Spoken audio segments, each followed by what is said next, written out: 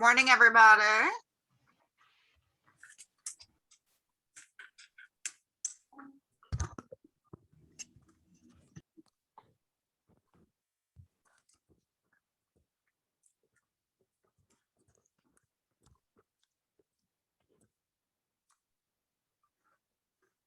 Morning. Good morning. How are you? I am good. Eat my granola bar. I got a cat sitting right here. Bothering me.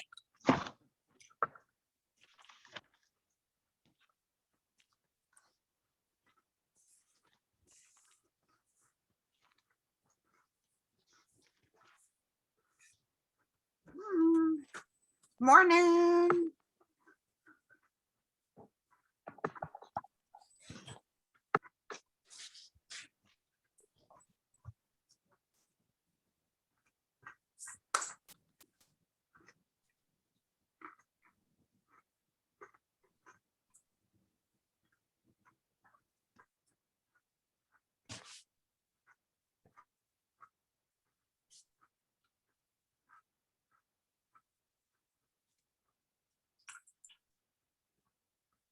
We're only about halfway, so wait for a few more people to join us before we start.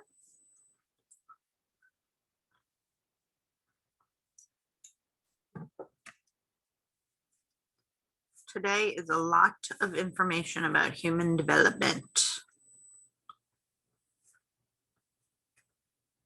Lots and lots of info.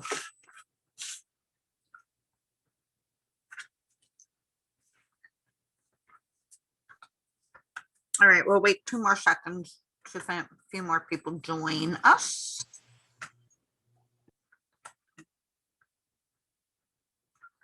Oh, this guy's got a puppy.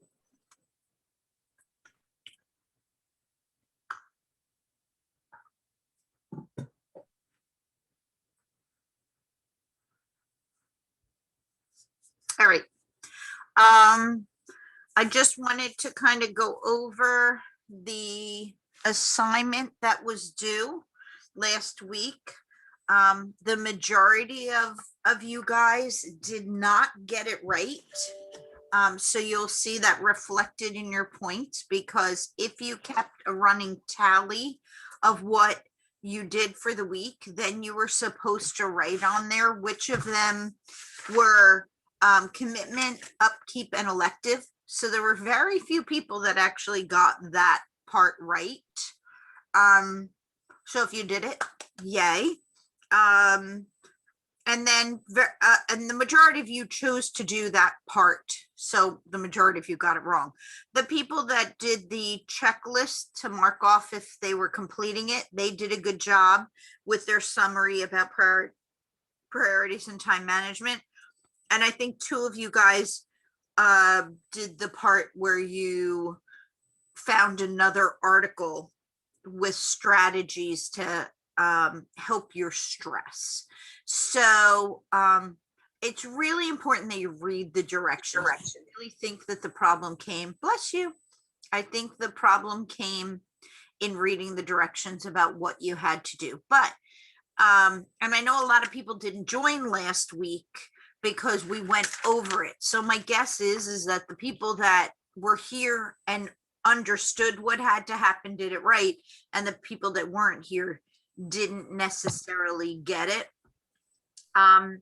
So this week, for week 9, which is lifespan development, hold on, I'll share my screen and show you what to do, and then we will go. Hold on. Here, I'll go here. Might be this one. We'll go to 9. Now remember, we're in week 9. Week 10 is when your paper is due. So by now, you should have your second article from the Psych Info Net, and you should have created for yourself a second research worksheet, so that by next week all you're doing is combining those into a paper, and we went over that last week, exactly what was due in the paper. It's all under week 9. We'll go over it again next week, but don't leave it to the last week. It's a lot of work for 1 week if that's the case, because you still have some reading and quizzes to do. So I don't want you to leave it to the last minute. So this scan of a piece of paper is information that we're going to be going over this week today in the class. So I don't know if you have the opportunity to maybe print it for yourself, because it'll make copying down information much easier for you. So if you have the ability to pop in there and print that for yourself, that would be great. If this chapter is really interesting to you, then you would love child psychology or adolescent psychology. This is the precursor for those classes. So we're going to talk about children, we're going to talk about adolescents, and we're going to talk about adults all in this chapter. It's jam-packed. We're going to do a lot of stuff, so which is why I want to get going. But again, we're back to a discussion board for your assignment. And your discussion board is basically that you are picking an age. You're picking when you were 1, 3, or 7, or 12, or 15, or 22. You don't even have to have been 35, 50, or 75. You're talking about what you know about those ages. Okay, so you could pick one of the lesser ones, or maybe you know a lot about older adults, because let's say you work in a center or something, and so you could pick 75 and discuss developmental theories and things about being 75 years of age. So it doesn't have to be something you've experienced. It can be something that either you learned about or you know about. Then you're going to write your discussion post. You're going to return and write on 2 people's discussion post. And then you have to go back and do your discussion post. So what somebody wrote on yours, you have to do it. At this point, we're past midterms. You should know how to do these discussion posts. We've done them a ton of times. Does anybody have any questions about this? Okay. So let's jump into lifespan development. So we're talking about human development. Hold on, let me get my board so I can write for you.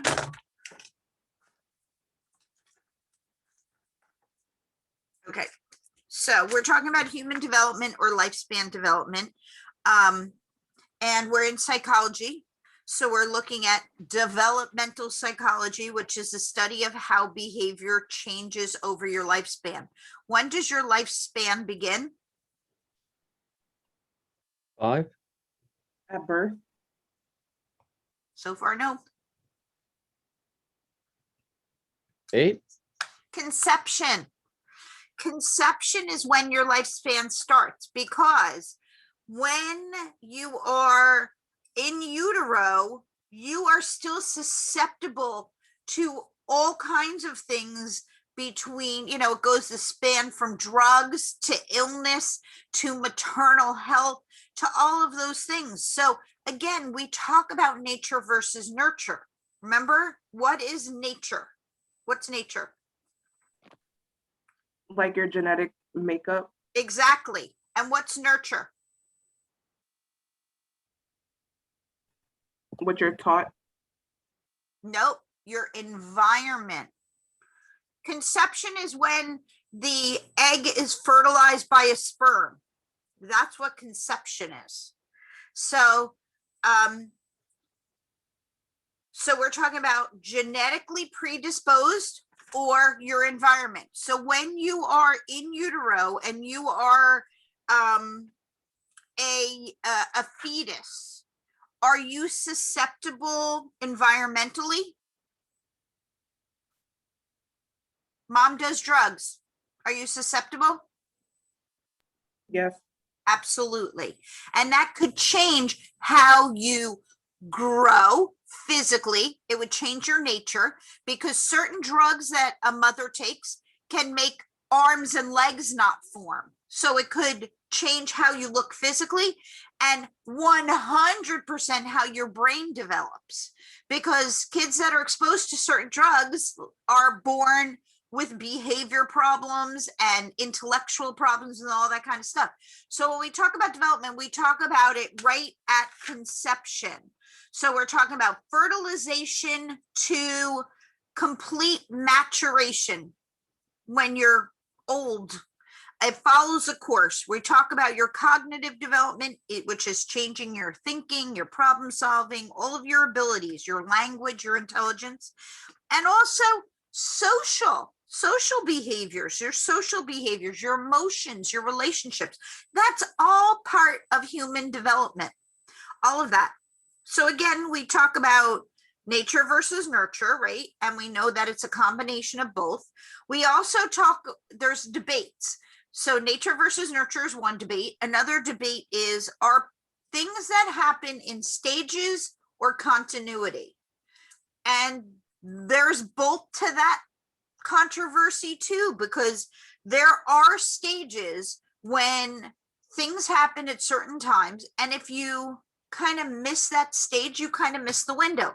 So for somebody who doesn't potty train their child till they're 8, that's not good, because a child, when they're around 3 years old, is 2 to 3 years old, is really susceptible to that learning. And then like the window closes a little bit and it's much harder to do. The same goes for language. I don't know if you guys know this, but when you are trying to learn another language, the younger you are, it's better, because when you hit puberty, your brain is not capable of learning a language the same way as when you were young, which is why they're incorporating it so much in like kindergartens and things like that. So there are stages, yet there are many things that are ongoing. It's just catching that critical period, like languages and potty training. There's such a thing called imprinting. I think we talked about this with Twilight, with Jacob, when she gives birth to the baby and they hand the baby to Jacob so that Jacob could imprint. There is such a thing as forming a bond when a baby's born, like at the very beginning of their life. It wasn't a movie thing. That's a true life thing, which is why some states make women who are giving up their children at birth, some states make it mandatory that the baby stay with the mom for the first 24 hours, because they believe that if the baby imprints to mom in the first 24 hours of their life, that the mom will not give up the baby to adoption, which screws the people that are in line for the adoption. But that's a state believes it's really important for the baby to be with the birth mom. So it is a thing. It does happen. So we study developmental psychology, all the ways you guys learned. We learned about doing longitudinal studies, which are across time, and we track everything that happens. We look at what's called cross-sequential. So we look at people that are in their 20s. We look at people that are in their 30s, that are in their 40s. We look at them at each decade over time and we study it. But no matter what, when we talk about the start of developmental psychology, we are talking about conception. So 200 million sperm are trying to reach one egg. One sperm gets there. And when that sperm does get there, that immediately becomes what's known as a zygote. Now, this is kind of a biology lesson till we get to psychology. So you have a zygote. Now, who knows how many chromosomes that zygote has?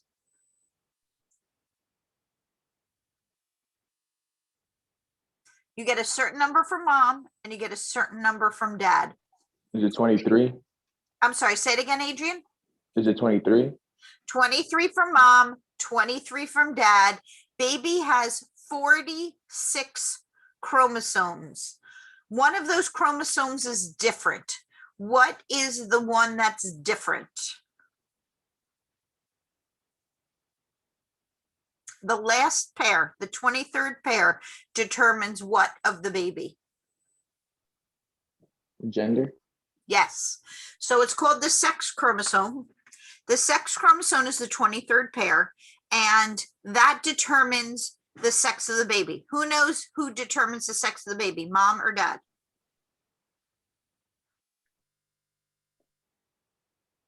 It's a 50-50. Dad. Mom? Dad. Mom always brings an X. Dad either brings an X or a Y. If it's an XX, it's a what? A girl. Right. Girl? And if it's an XY, it's a boy. Do you know why they're called X's and Y's? Does anybody know? No? Because they look like X's and Y's. If you looked in a microscope, of a chromosome, that's what an X chromosome is going to look like. So they're called X's and Y's, not because they're letters of the alphabet, because they actually look like an X and a Y with the chromosomes. So you have your chromosomes, which are made up of DNA. What's DNA stand for? You know this. Deoxyribonucleic acid. Nice job, Hannah. Yep. It's made up of DNA, which is all the information of what makes you, you know, it's your genes. It has your dominant and your recessive. So it tells you what color your eyes are going to be or what color your hair is going to be. So it's made up of everything that makes you up. So when it's a zygote, is basically a blob of cells. And then from conception to the second week, it goes on to what's known as the germinal stage, which takes about 2 weeks for that blob of cells to implant on a wall so that it's viable. Or if it doesn't implant, then it just is released from the body and nobody's the wiser that you were pregnant. Then at 2 weeks, it enters what's known as the embryonic stage, which makes it a what? What's the term for it at that point? If it's in the embryonic stage, it's the what? The fetus. No, it's an embryo. It's not the fetal stage yet. It's the embryo. So between 2 and 8 weeks, that is considered an embryo. And the brain develops on day 18. Just so you know that a baby's brain develops on day 18. So right now you've still got a ball of cells that is starting to form into a body. It is in that amniotic sac, which is that bag of fluid that protects it. And from mom, it is attached by what's known as the placenta. And the placenta is helping with the oxygen going to the baby. And who knows what gives nourishment? What part of the body of the mom gives nourishment to the baby? Who knows? The umbilical cord. Right. So you've got two major parts of this baby forming: the placenta that gives oxygen and the umbilical cord which gives nourishment to the baby. And so by 8 weeks, major organs have formed: arms, legs, spinal cord, heart, brain, lungs. So after 8 weeks, though they term this embryo, you think when you hear of the word embryo, you really don't think of much of a baby, but there are a lot of things that are formed when an embryo is formed by 8 weeks. In the 9th week, it goes on to the fetal stage, which then that baby is known as a what, Cariel? A fetus. Right? So that starts at 9 weeks, and that's 9 weeks till 40 weeks when the baby is born. So during that time of the fetal stage, that 9 to 40 weeks, that baby goes from the size of a pumpkin seed to a small watermelon. So starting out, even though I said to you that their major organs have formed and they have arms, legs, spinal cord, heart, brain, and lungs, they're the size of a pumpkin seed. That's teeny tiny. So that everything that I just talked about was nature, right? Everything was all about genetics, how the baby's going to be born. But we have to talk about that nurture. And that fetus is prone to health factors. That's why prenatal care is so important. And mom's health is super important. There's a word called teratogen. I will spell that for you. A teratogen is any substance that can cause a birth defect. A teratogen is any substance that can cause a birth defect. So name me a teratogen. Down syndrome. No, that is actually Down syndrome is a genetic abnormality that happens with the chromosomes. So it is not a teratogen. A teratogen is a substance that can cause a birth defect. So tell me a Is it like substance. alcohol? Yep. So Adrian, alcohol. Alcohol is something that can cause birth defects. If a mom drinks excessively during birth, then the child can be born with what is known as fetal alcohol syndrome. I don't know if you guys have ever seen fetal alcohol syndrome, but a child that is born with fetal alcohol syndrome, their nose is spread out big across their face. Often they have a cleft palate. So that meant their mouth didn't form closed when they're born. And I know it sounds weird, but they often are born with webbed hands and feet, like you know how ducks have that like webbing in between. So kids born with fetal alcohol syndrome have webbed hands and feet because they haven't formed correctly. So alcohol is a huge teratogen. And even though we talked about these physical deformities, we didn't even mention the fact that intellectually they're involved. They don't form intellectually, and very often they have behavior problems because that part of the brain doesn't form to control that stuff. Name another teratogen. Smoking. Smoking is 100% a teratogen. So think about this way. When you're smoking, just at the bare minimum, we're decreasing oxygen to the baby. So the baby is not getting the oxygen that they need. Then you're adding carbon monoxide to the uterine environment, okay? So you know how you have those carbon monoxide detectors in your house, and when they reach a level, you get this warning so that you get yourself out of danger, right? Isn't that how carbon monoxide works? Because you can't really smell it, so you don't know that you're in danger. Just think about this uterine environment that's this big, and you are actually putting carbon monoxide into your baby's environment. Smoking is cancer causing, right? It's a carcinogen. It's cancer causing, right? Yes. So you now are introducing a carcinogen. You are introducing cancer causing agents to your baby. Like, think about what smoking does to a baby. They're in this tiny little environment, and all this stuff is going into their environment. So of course, and they're being exposed to chemical, they're being exposed to a addictive chemical, nicotine. So babies can be born addicted and go through withdrawal. A baby being born can go through nicotine withdrawal once they are born because they've been exposed to it so much in utero that they'll actually go through withdrawal, which is going to screw them up.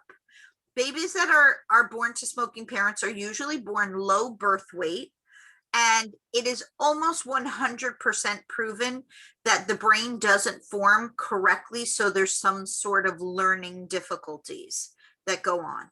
with smoking. So yes, smoking is a teratogen. It can cause a birth defect. What's another teratogen?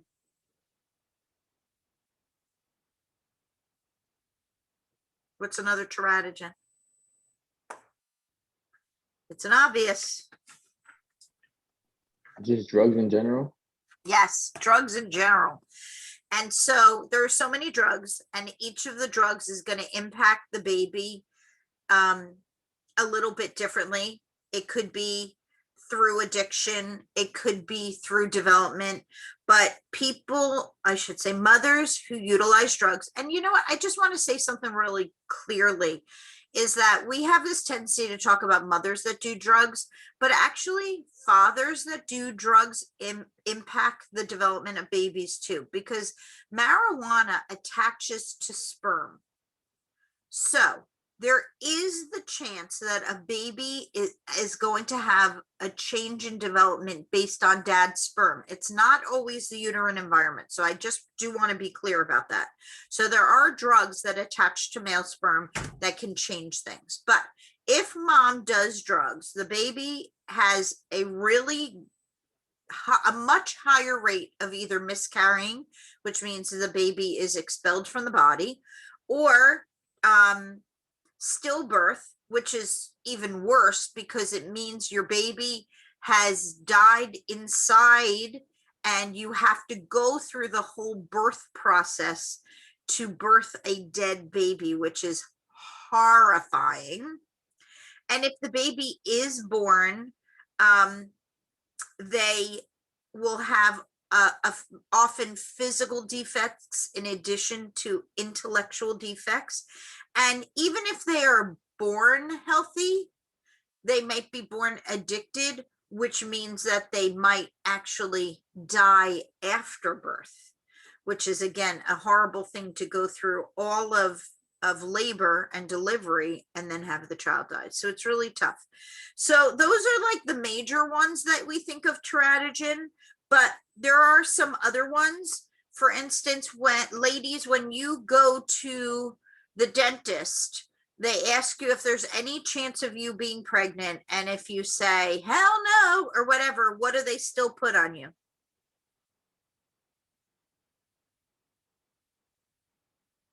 Hello, ladies? When you go to the dentist, what do they put on you?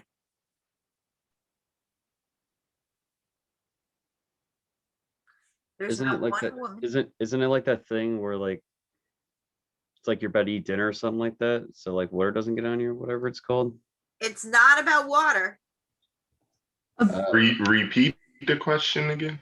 So with women, when they go to the dentist, they ask you when they're going, I'm sorry, I left out a key point, x-rays. When they're taking an x-ray, they put, what do they put on you? Is it lead? Yes, it's a lead vest, or a lead apron. So even if they say, I was trying not to give you x-ray because that's the answer, but the lead apron that they put on you is to combat the x-ray, because radiation causes birth defects. So even if you say there's no way in hell you're pregnant when you go to the dentist, they're still going to put that lead vest on you for x-rays, because radiation does cause birth defects.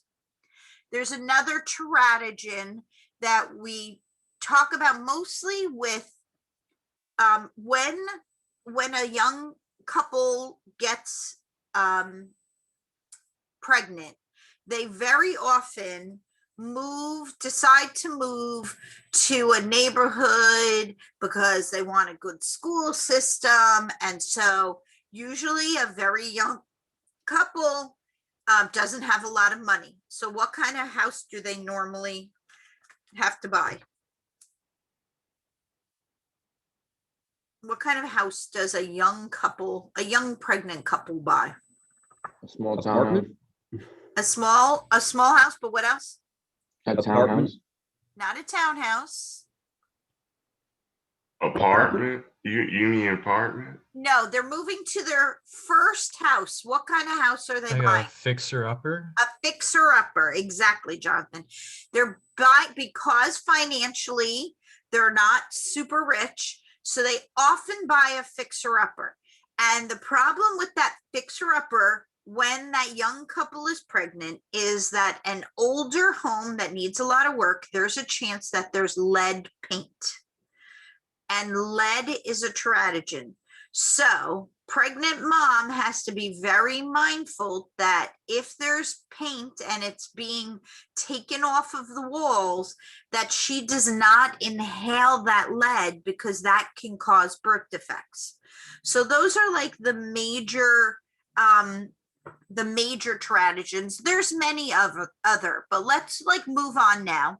So you've gone full term, which is 36 to 40 weeks, okay, for a normal baby.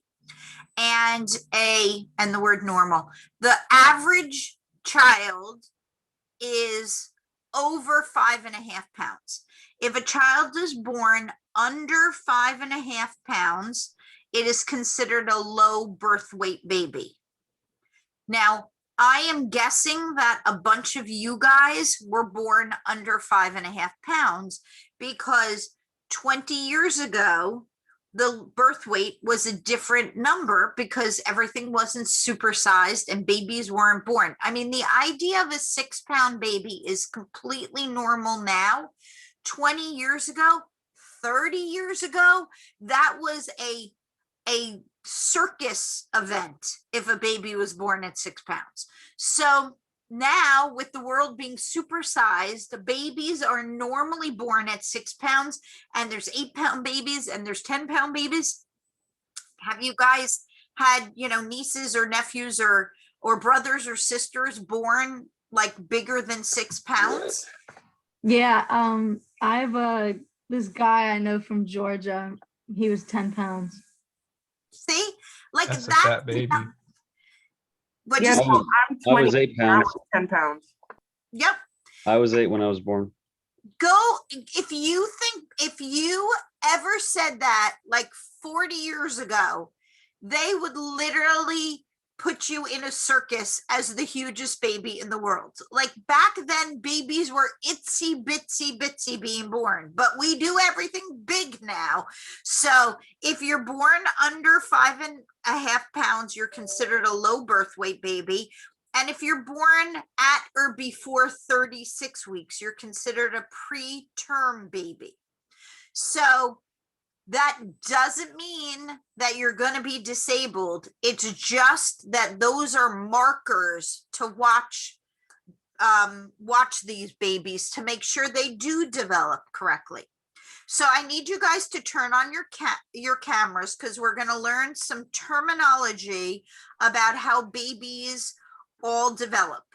And this happens in utero and once they're born. So I'll wait a few seconds for you guys because you need to do this with me. Come on, guys, get those cameras on. By the way, while we're waiting, Cariel, I sent you your Dunkin' Donuts card, but I forgot one of your numbers, so it didn't go through. And I asked them to resend it, and I haven't heard yet. So probably within the week, you'll get it, okay? Okay, no problem. Okay. All right, good. If everybody's getting on, let's all get on. Stephanie, Anisha, Bryce, Sager, Charles, Hager, Sky, come join us. We're going to learn about development. Here's Sky. Sky just woke up. Anisha, Charles. It's nice to see your faces, people. Smile karo. Okay, Okay, so in utero and once babies are born, they develop from the head down. Okay, so I need you to do this. Say cephalocaudal. Do it with me. Cephalocaudal. Okay, and then they they develop from the inside out, and it's called proximodistal. So it's proximodistal. So let me see your proximodistal. So they do head down, cephalocaudal, proximodistal. Do it again. Cephalocaudal, proximodistal. Now I'm going to write them down for you, but think about it. A baby, when they try to catch a ball, let's say you're playing like some sort of ball, like rolling game with a kid. When they are really young, they try to catch the ball with their whole hands. They like go like this to try and get the ball. And then as they get younger, as they get older, it starts to be like less. And then eventually they can use their hands. So the same goes with development of how they lift their head first before they can sit up, before they can crawl, before they can walk, because it's going top down. So their head gets strong before their body, before their legs, before their, feet. So it's all cephalocaudal proximodistal. When a kid can pick up food with their fingers, it's time for a parade, because that is a huge development. When a child picks up a Cheerio, that is a humongous developmental milestone. Now, they may not be able to get it in their mouth because it takes coordination to get it in their mouth. So they might be getting it everywhere but in their mouth. But the fact that they pick that up is a really good thing. So that is an easy way to remember cephalocaudal. I will spell that for you. Cephalocaudal and proximodistal. Amaze your friends with these words. Okay. Cephalocaudal and proximodistal. And that happens in utero. So inside, when the baby is still a fetus, its head is getting strong before its neck, before its body, So the last thing to form in utero are the fingers and the toes, because they're the farthest away. So that's the last things that form. So you go 40 weeks. Congratulations, you have a bouncing neonate. That's what a newborn baby is called, a neonate. Congratulations, you just gave birth to a neonate. And that neonate is born with reflexes. It is strong.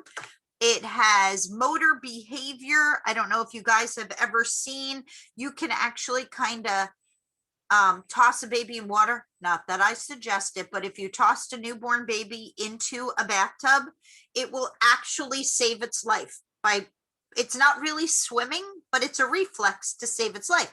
Because at this point, a baby's whole mission in life is to stay alive. So all they do is eat, drink, and poop. So they stay alive with eating and having excrement, but they are really strong. And again, I do not recommend this, but if you have a brand new baby and you take like a pen or a pencil and you put it right here on their hand, they're going to close their hand around that pen, and you can hold the baby up, and it is so strong. It will hold its entire baby body up from a pen or a pencil to save its life. Do not do that. Do not go to the infant ward and say, my teacher said it was a good idea. I was doing an experiment on psychology. It's not a suggestion. I'm just telling you that they're strong enough to save their life. They will literally hang their whole body from something in their hands because they're just that strong. That's a reflex. What's the difference between a reflex and a muscle? What's the big difference when I use the word reflex? There's one thing that makes it different than a reflex versus a muscle. A reflex isn't controlled. Right. It's involuntary. So the baby's not trying to grasp on there. It just does to save its life. So there's a big difference when we talk about reflexes. You don't have control over your reflexes. So babies have a really good sense of smell and taste and hearing when they're born. The thing that is terrible is their vision. A baby is born with 2,600 vision. Who remembers what that 600 means? Instead of 2020, it is 2,600. So it's What like is- 600 feet. Something that's 20 feet away looks 600 feet away. Right. So that's really bad vision. So that basically means that for the first 2 years of a baby's life, that they can only see about this far, like 8 to 10 inches. So those people that go out and buy those mobiles, you know, they spend $900 on a mobile.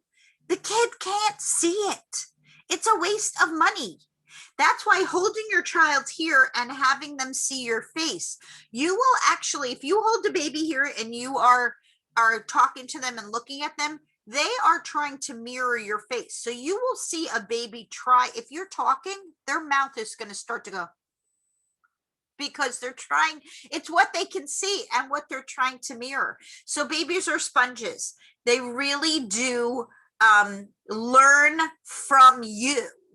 So it isn't until about 2 years that their vision gets to being good. And if it's good, it's going to stay good. If it's bad, it's going to stay that way. Like, it doesn't change that much. But at around 2 years of age, they are where they're going to be, but not before 2. You know, you've seen kids that are blobby kids, babies that just sit there and don't do anything. You've seen, I mean, my kids were walking at 9 months. Some people say that's great. I say it's horrible. I'd rather have a blobby kid that I could put down and just know that they're going to sit there and not move around versus, you know, I turned my head and my son was standing on the garbage can, you know. So everything happens. A kid's genetically predetermined for when they're going to hit those milestones. So a kid is genetically predetermined for when they're going to crawl and when they're going to walk. That's genetics. But let's do nature versus nurture. A child is raised in an orphanage and they're wrapped, you know, they're cocooned till they're 2. Are they walking at a year? No, because they haven't had the opportunity to walk, right? So genetically, that child was genetically predetermined to walk at the age of 1. But because they're in an orphanage and they're sheet wrapped the whole time and cocooned, they don't get that opportunity. So you have, again, that nature versus nurture. They have to have the opportunity to walk if they're going to achieve that goal. So that's why it plays a role with that. When I'm sure you've heard your parents talk about, or maybe you have younger brothers and sisters that wake up and suddenly their pants don't fit or their shoes don't fit. Have you guys heard about that? That's called a growth spurt, and it does happen overnight. You can grow an inch or more overnight, or you can grow a shoe size overnight, where you wake up the next day. If you're a late bloomer, it could still be happening to you now, where your shoes don't fit. They fit yesterday and they don't fit today. That's called a growth spurt. They happen overnight and you literally wake up when your pants are too short. It's crazy, but it's true. Let's talk about language a little bit. Your babies are taught to speak through their mothers, through a motherese. Actually, people that make higher income actually have a tendency to speak more to their babies. I'm not sure why that is, but it's correlationally a proven fact that the higher the income, the more you talk to your baby, the more words that your baby does get. What's the first what is the first communication, or what is the first language that a baby has? English? Hmm. Go lesser. What's the first communication? What's the first language that a baby has? Crying. Mhm. Crying. Crying is the first form of communication. And babies have many different cries. They cry, they can cry out of pain.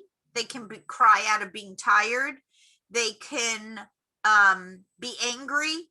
And a mother can determine a cry. If you have a nursery full of babies, actually a mother can actually discern her own baby's cry. So they communicate through crying. Then at around 2 to 3 months, they use vowel sounds, and that's considered cooing. And then around 4 to 6 months, they move on to what's called babbling, where they add vowels. No matter where you go in the world, a baby's gonna say Bubba, Gaga, and Dada as the first vowel signs, because those are the first muscles that are born in their mouth. The muscles get formed in their mouth, which stinks for mommy because Dada gets billing for mommy. So those muscles form, and then they start to learn expressive language, which is one word to convey meaning. So if a child wants to be picked up, they might use one word to say a whole sentence. So they might go up, and that conveys the whole sentence, I want to be picked up. That's an expressive language. Then they learn what's known as telegraphic speech, which is where they use 2 words with what's known as intonation. So the same 2 words used with different intonation can mean something. So a little girl might say, Daddy go, which means where did Daddy go? Or Daddy go, meaning get out of my room. So it's all how they say it, same words, but how they say it. That's called telegraphic speech. And around 2 years of age, a child goes through a vocabulary explosion. That's when they really learn to talk. So do you think that children have more receptive or expressive language? Receptive means understanding it, or expressive means saying it. What do kids have, more receptive or expressive language? Expressive? So I'm going to disagree, Jake, because there's many times that kids are not able to speak, but they're able to get what they want across. So that little child who does not know how to use the words, I want more juice, might run into the kitchen and bang their juice cup on the refrigerator, right? So that's receptive. They understand language, they're just not able to do it. So kids have way more receptive than expressive. I think they talk in your book a little bit about the nature versus nurture, which they talk about a case. It's a woman named Jeannie, who they found at 13 years of age, who was kept locked away, and she never had her period for language acquisition. She just never learned language. She didn't physically form. And it proved the fact that even though for 13 years she was locked away, once that they were able to save her from that terrible living situation that she was in, she actually was very receptive to learn, and she pretty much caught up. So you'll read about that in your chapter. It's pretty interesting. It's the story of Jeannie. You guys might have heard of it before. If anybody took a psychology class, like in high school, did anybody hear about this story about Jeannie? I heard about it in my sociology class Right. last Me too. semester. Right. So it is pretty interesting. It is an interesting, right, Charles? It was pretty interesting, right?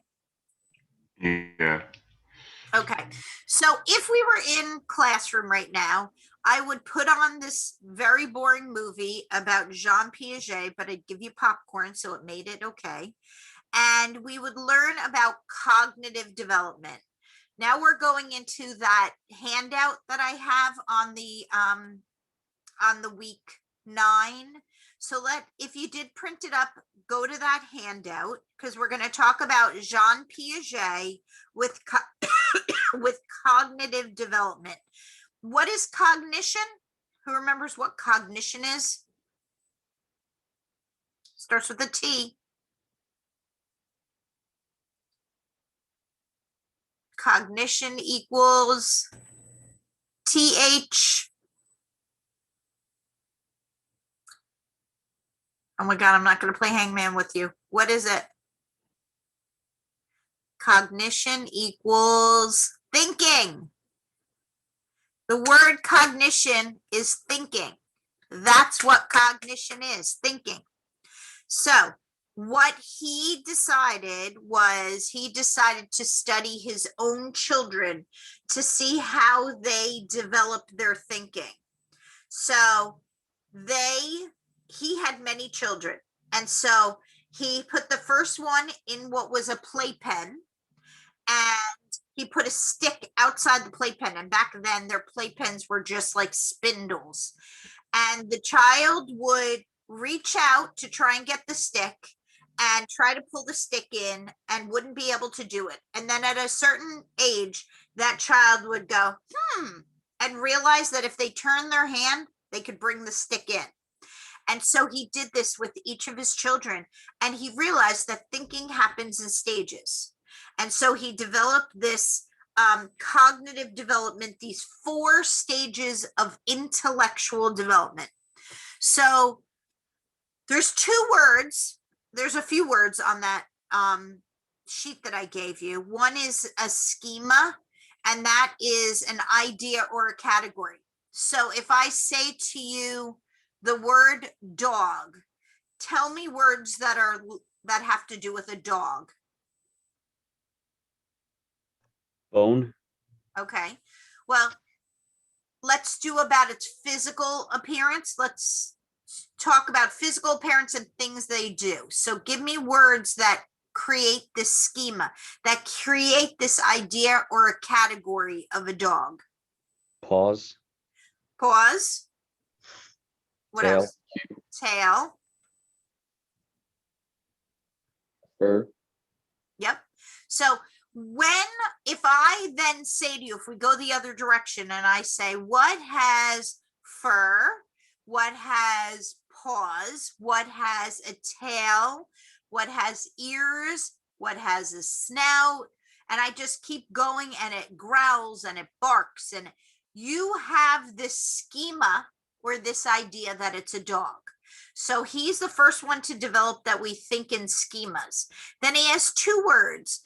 He has the word assimilation, and he has the word accommodation. They're both on your handout. Assimilation is when you use existing info to understand new knowledge. Okay. So if you have a child that loves to play with basketballs and baseballs. I used to say balls, but that didn't go over. So I'll be very specific. Used to play with basketballs and baseballs and softballs and all kinds of things like that. And you put that boy into a high chair and you hand him an orange. What do you think he's going to do with it? Play with it. Throw it. Try and make a basket, do something with it as an orange, right? As they would with any of their sports balls, right? So the assimilation is to teach this child that this orange, this round orange object is actually food and not a sports ball. So that is assimilation, where you have to change things up. Accommodation is when you have existing ideas that fit new demands. Do you guys remember in Elf when Will Ferrell meets the head of the book company? What happens in Elf? Come on, you know the movie Elf. What happens when Will Ferrell meets the little guy from Games of Thrones? I never watched it. It's been too long, miss, and I didn't like as much as other Christmas movies. I never my watched it. I don't watch movies. You guys don't know Elf? I am It shocked. doesn't have anything on Office Christmas Party or the night before. Oh my Mhm. God. I love Elf. I can't believe it. Nobody saw, and nobody in this class saw Elf. Anybody? Not me. Like, I know the title, but I never watched it. Oh my Will God. Ferrell, right? You should watch it. What'd you say, Jonathan? With Will Ferrell, right? Yes. Yeah, Jonathan, that's a did you great watch movie. it? Please save me here. Yeah, it's a good movie. Good Right. Christmas movie. It's a great Christmas movie. Mhm. All right. So Jonathan, sorry you're on the hook now, but Oh, when Will Ferrell meets the little person who is the head of the book business, what does he call him? he calls him an elf. Right, because he's short like an elf. He's a little person, which totally pisses off the guy from Game of Thrones. I can't think of his name, but he's like, why are you calling me an elf? That is awful. You can't call me that. That's, totally derogatory, right, Jonathan? Yep. Okay. So because 90% of you didn't see this movie, what is happening is that there is a little person and Will Ferrell's calling him an elf because of his size. And so Will Ferrell needs to accommodate the thought that a short person might not be an elf. The same goes. Children have a very hard time with accommodation, because if you're taller, you must be older. And that might not be the case. You might just be a tall, younger person. So they have to learn this accommodation. So this is all Jean Piaget's developmental theories on intellectual thinking. So he said that between the ages of 0 and 2, you're in a sensory motor stage, which is a nonverbal stage. It's about action, not thought. And it all has to do with the senses, because you're under 2 years of age. So you don't have a lot of cognitive development. So do you know, you've seen babies and they play peekaboo with their mom. So, or a dad or a friend. And when you play peekaboo, that usually it's like you put your hands behind and then you go peekaboo and the baby's like, oh yeah, you're here. But then you go like this again. And even though 86% of your body is showing, the baby doesn't know where you are, because they don't have what's known as object permanence. A baby doesn't get that something out of sight doesn't exist. So even when your face is behind hands, where did mommy go? I have no idea where she went. So when they go peekaboo, they're like, yay, she's back. Oh no, she's gone again. Yay, she's back. That's why it works. That's why peekaboo works with babies. So that has to do with object permanence. The next stage is 2 to 7 years of age, which is the pre-operational stage. And that's when a child thinks symbolically, and really like a 2 to 5-year-old is very egocentric. What does it mean to be egocentric?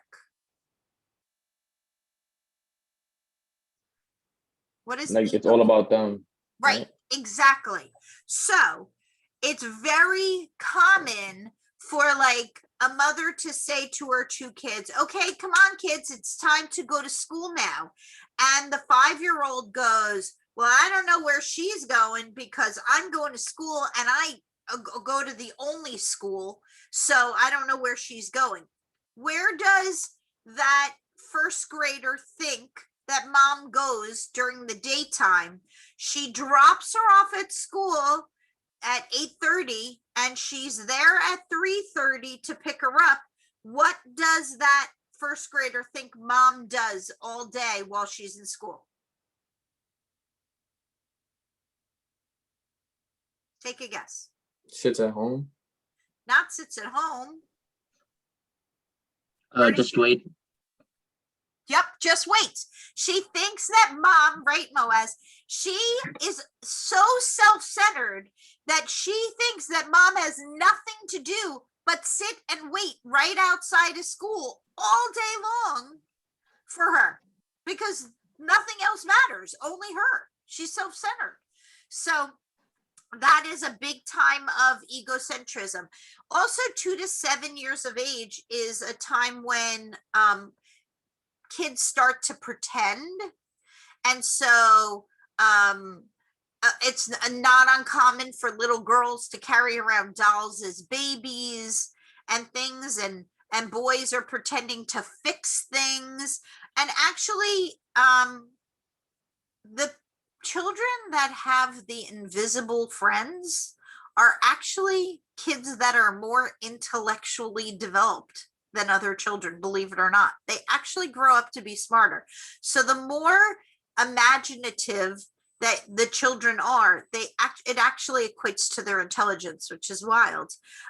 Number 3 stage is concrete operational stage, which is ages 7 to 11. And that's when they start to learn like that matter exists. So for instance, if you took a ball of clay and you rolled it out to a snake, for a 5-year-old, they would think there's more clay in the snake because it looks longer. But when you're between 7 and 11 years of age, you understand like matter and weight and mass and things like that. Formal operations is when you, 11 years and over, when you start to understand abstract thoughts, hypothetical thinking. If this happens, then that happens. Logic, deductive reasoning, all of those things. So Piaget was this forerunner in intellectual thought, but he very underestimated babies. He felt that babies didn't really learn from 0 to 2, but it's a proven fact that they're sponges from 0 to 2. So that's the only criticism of Piaget, is that he underestimated the babies. Now, Vygotsky is another theorist who had a cognitive development theory, and he's the one that I kind of buy into even more, because he talks about caregivers structuring the learning environment, and he uses the word scaffolding. So can somebody tell me what painters use scaffolding for? What does a painter use scaffolding for?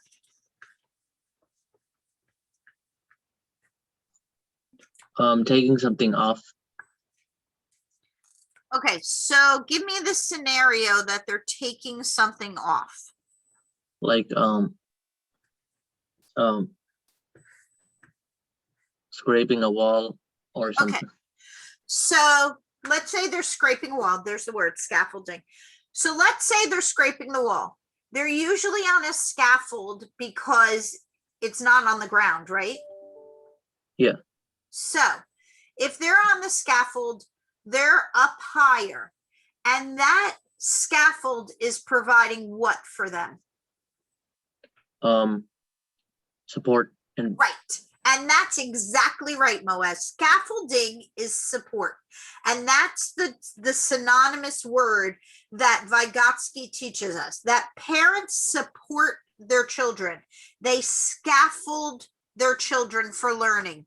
So if you have a child who is trying to tie their shoelaces, let's just say, you could tie their shoelaces for them, and what's going to happen? they won't understand. They'll never learn, right? Yeah. Or you could say, you know what? You don't really need to tie your shoelaces. It's so annoying to try and teach you. I'm just going to get you Velcro shoes. What's going to happen? They won't learn. They won't learn. Right. So the zone of proximal development, that zone of proximal development that's written under Vygotsky, is the place where you structure the learning environment so a child to learn. So at that zone of proximal development, you teach the child about the two bunny ears that go around the hollow and through, and you pull it through, and they learn to tie their shoes. That's what scaffolding is. You're supporting them. You teach them a couple times, then you watch them, you tell them what they're doing wrong. So for instance, how do you learn your multiplication tables? Remember we talked about this? How do you learn your multiplication tables? You use your fingers. Nope, nope, nope, nope. How do you learn multiplication? Anybody? How do you learn multiplication?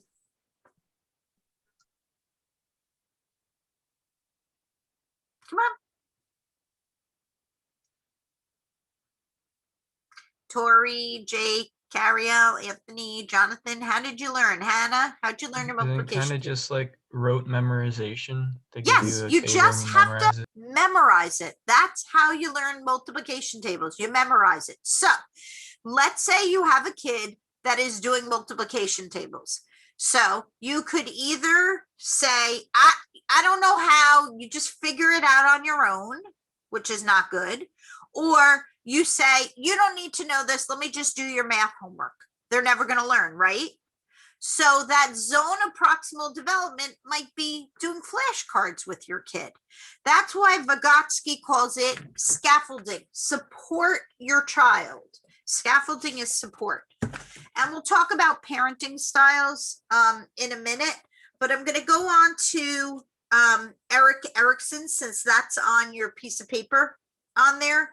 Eric Erickson said that there are 8 psychosocial stages to development, and that psychosocial stage is a conflict between something personal and social.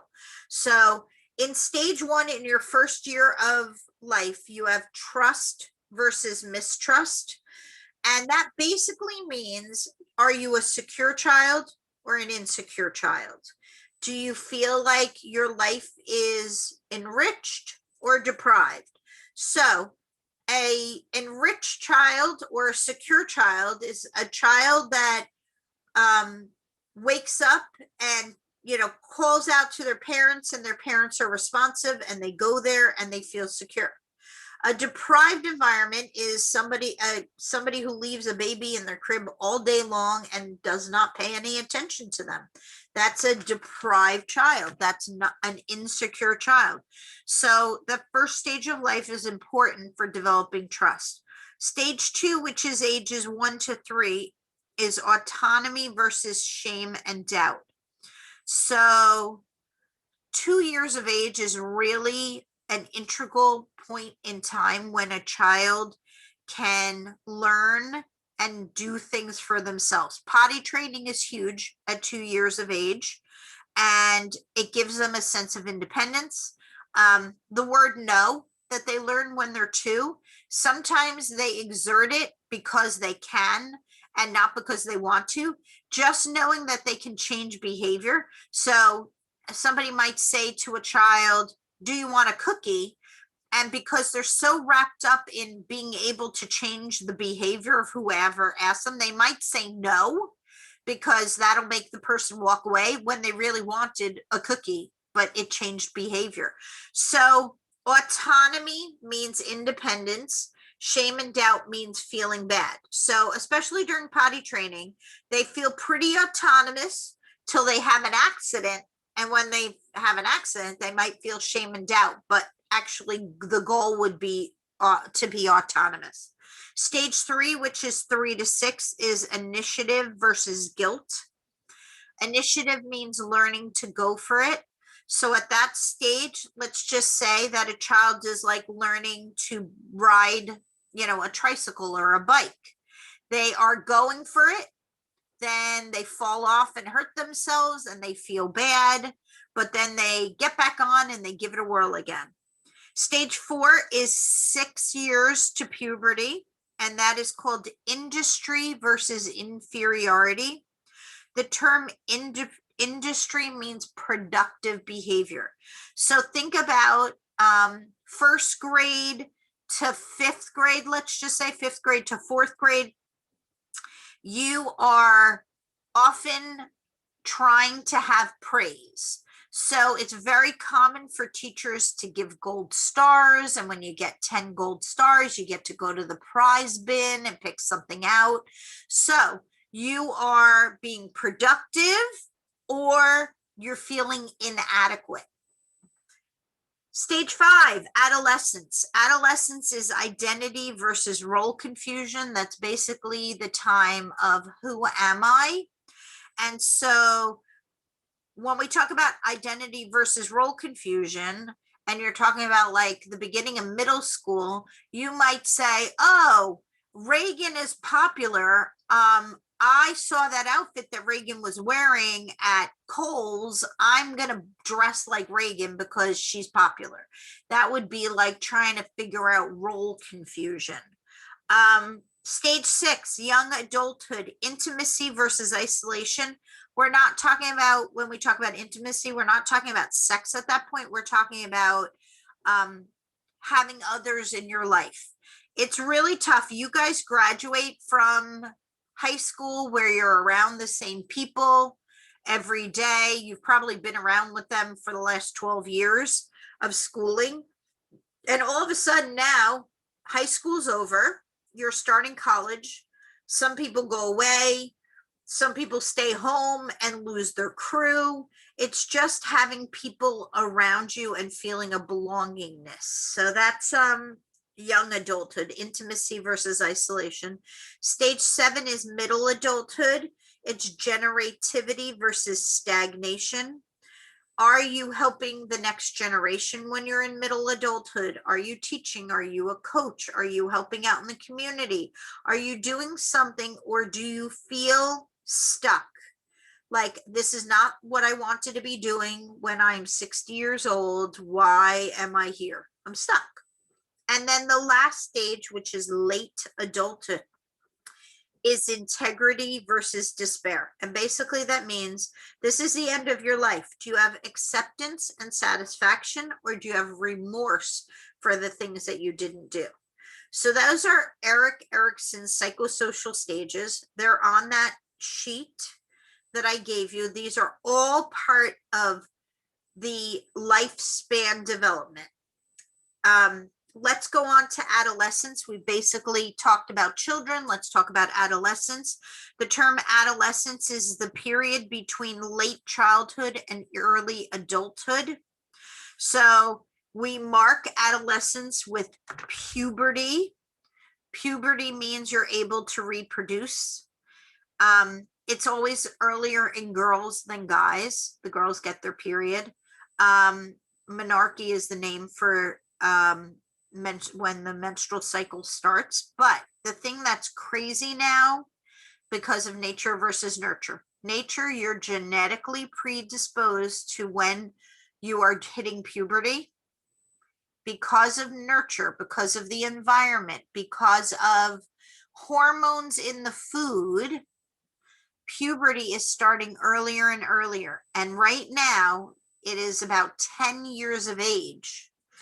About 10 years of age for girls, which means that they are able to reproduce at 10 years of age. So when we talk about adolescence, we talk about their cognition, their thinking, their brain. Their brain is not adult, even though their body might be adult. Their brain is not adult driven. And so they're very impulsive. They don't think about consequences. Adolescence, they're risk taking. We often talk about the fact that it's a tumultuous time for adolescents, that there's a lot of fighting between parents and adolescents, but it's really not a time of turmoil.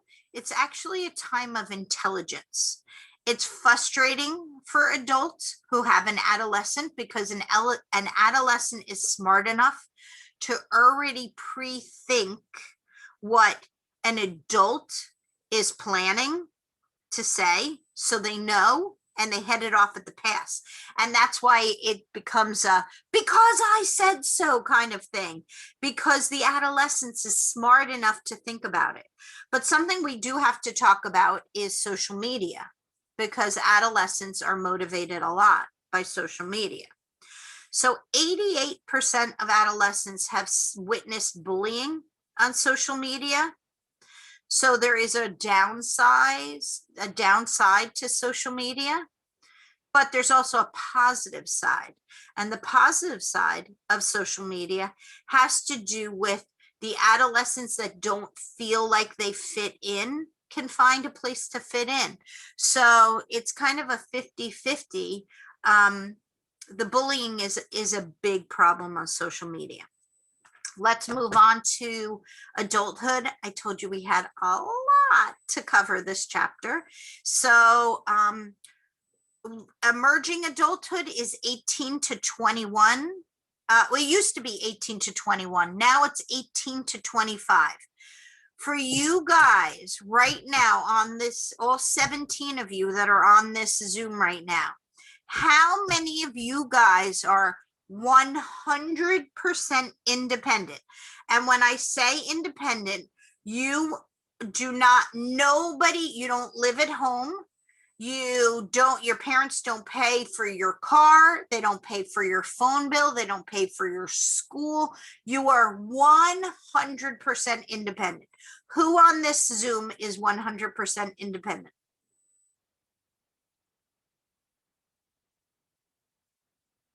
I hear crickets. So that means that nobody out of the 17 people on here are 100. Oh, wait. I just got a thumbs up from Jake. Jake, you're 100% independent. For the most part. So nobody pays for anything. You make all the money to 100% sustain your life. For the most part, yes. Okay, so using our 17 students, we have one person in this class. Jake, how old are you? Whoops, you're muted. How old are you, Jake? 20. 20. Okay, so we are talking about 1 in 17. And it probably, even if we had all 25, it would probably be 1 in 25. It is a rarity that somebody is self-sustaining at 18 years of age. And that's why emerging adulthood is 18 to 25, because people are getting married later, they're living at home longer, and they have some form of financial dependency between that 18 to 25. It used to be 18, you were completely independent and you were an adult. Then it became 21, you were completely independent and an adult. Now we're looking at 25. So that adulthood has been pushed back to 25 because of this emerging adulthood between 18 and 25. So adulthood, the last part of our lifespan development, is broken into early adulthood, middle adulthood, and late adulthood. So early adulthood is the 20s and 30s, when you're in your 20s and 30s. And this is really the height of physical, your senses, your muscles, your cardiovascular is at its best. It is the peak. And we can talk about nature versus nurture, because nature, genetically, you're predisposed to be at your best during these years. But nurture, if you do things like smoking and excessive drinking and drugs and not exercising, then you're not at your peak. Okay, it's definitely playing a role. But your cognitive abilities are really good at this stage. When you go to middle adulthood, which is when you're entering your 40s to your mid 60s, things start to go downhill. You know, that over the hill thing, that's the terminology for middle adulthood, is over the hill. And your skin loses elasticity, your hair changes, it falls out or it turns gray. your hearing decreases, your eyesight decreases, your bones start to get little holes in them called osteoporosis. You actually shrink. You don't get taller, you actually shrink. But again, there's that nature versus nurture. If you exercise, that slows it down. We talked about menarche starting period. Menopause happens where you stop your period. Men go through a menopause too. I like to call it a manopause. They, at this age, the sperm count gets low, the sex drive goes down, all of that happens over the hill. And then your late adulthood, which is 65 and older, all things kind of keep diving down there. Your hearing is even less, your reaction time is less. That's why driving is really tenuous as you get older. Your memory deteriorates. Exercise can reverse this stuff. The one thing that's really interesting, and I know everybody has a curmudgeon aunt or uncle that they think of as being super grumpy, but happiness does increase with age. So literally, you get happier as you get older, which is interesting that you do get happier as you get older. The average woman lives to about 81 years of age, and the men live to about 76. But the thing that I'm going to leave you with, because I know we got to go, is that you actually get smarter as you get older. It's crystallized intelligence.